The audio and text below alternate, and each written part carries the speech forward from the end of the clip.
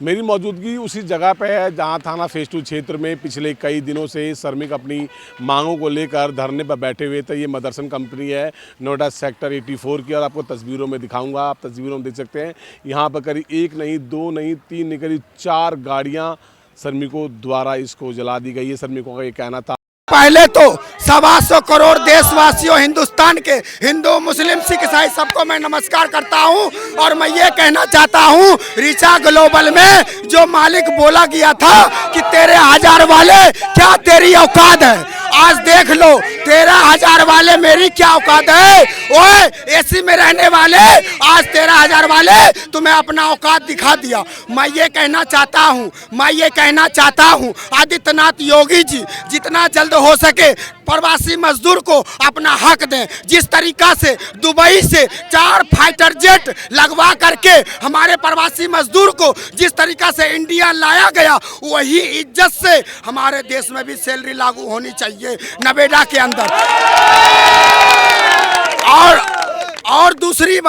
और दूसरी बात पूरे फेज 2 के अंदर जितनी भी कंपनी है ना, सब मालिक को ये पता चल गया है कि 13,000 रुपए वाले की क्या औकात है। मैं हाथ जोड़ के निवेदन करता हूं कि प्रवासी मजदूर का सैलरी बढ़ा दिया जाए। और दूसरी बात, सरकार को अगर फायदा किसी चीज से होता है तो वो मजदूर और कंपनी से होता है। कंपनी अगर टैक्स नहीं देगी,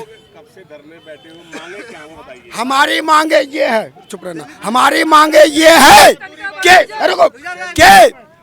कोई हरियाणा हमारे देश से अलग नहीं है। हरियाणा का जो संसद है वो अमेरिका में जाके नहीं बैठता है, वो भी दिल्ली के राजधानी संसद में ही बैठता है। तो कानून सबके लिए बराबर होनी चाहिए। और दूसरी बात, प्रताड़ित किया जाता है लेडीज लोगों को काम के लिए, और प्रताड़ित कर करके उसे बाहर निकाल दिया जाता है। रोते हुए बिलखते हुए बेचारी चली जाती है। क्यों चली जाती है? वो भी तो अपने बच्चे को स्कूल में पढ़ा रहा होगा, उनके भी बच्चे तो बॉर्डर पे जाके लड़ेंगे, तो फिर ऐसा नजरअंदाज क्यों? मैं हिंदुस्तान के जनता से यही बात कहना चाहता हूँ कि अपने संविधान के दायरे में रह करके प्रोटोकॉल करें, और सरकार की क्षति अगर नुकसान करते हैं तो जनता का भी क्षति है, वो जनता का भी नुकसान है वो। मैं सबसे पहले यही बात कहूंगा, जितने भी नोएडा के जनता है सब कोई संविधान के दायरे में रह करके अपना हक की आवाज उठाए, और संविधान के दायरे में रहेंगे ना, भीमराव अंबेडकर जी का जिंदाबाद होगा। और हमने देश की आज़ादी के लिए जब लड़ा था तो अपने संविधान के दायरे में रह करके अंग्रेजों के ऊपर गोली चलाया था, ना कि इंडिया के ऊपर। तो इसीलिए मैं कहता हूँ तुम दूध मांगेगा हम खीर देंगे। प्रवासी मजदूर का अगर न्यूनतम वेतन लागू नहीं करोगे तो कसम खुदा की हिंदुस्तान का नागरिक तुम्हें दिखा देंगे।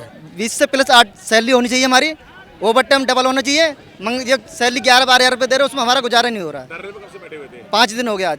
ऐसी क्या नौबत आ गई, आज पत्थरबाजी करनी पड़ी? सर बहुत दिक्कतें हो रही हैं, रूम किराया बढ़ रहा है, सब चीज़ दिक्कतें हो रही हैं। अब क्या उसमें रख रहा है, महंगाई बढ़ रही है, हर चीज़ सिलेंडर मिल नहीं रहा है, गैस महंगी मिल रही है, उसमें क्या कर लेगा आदमी? 10,000 रुपये कमा क्या करेगा उसमें? सैलरी होनी चाहिए, सैलरी 20 से 25,000 होनी चाहिए जी। सैलरी नहीं बढ़ाई जा रही है, और सैलरी 12,000 मिल रही है, 10,000 कट के, और सैलरी 20,000 से 25,000 होनी चाहिए। और सैलरी 29 रुपये बढ़ाए गए थे बीच में, 29 रुपये से क्या होता है? कुछ नहीं आती। अब देखना ये होगा कि श्रमिक लगातार अपनी मांगों को लेकर प्रदर्शन कर रहे हैं। उनका कहना है कि जो भी समस्या का समाधान होगा उसको आपको चस्पा करना पड़ेगा, बताना पड़ेगा, उसके बाद ही हम अपना धरना खत्म करेंगे। नोएडा से विजय गौड़, जी मीडिया।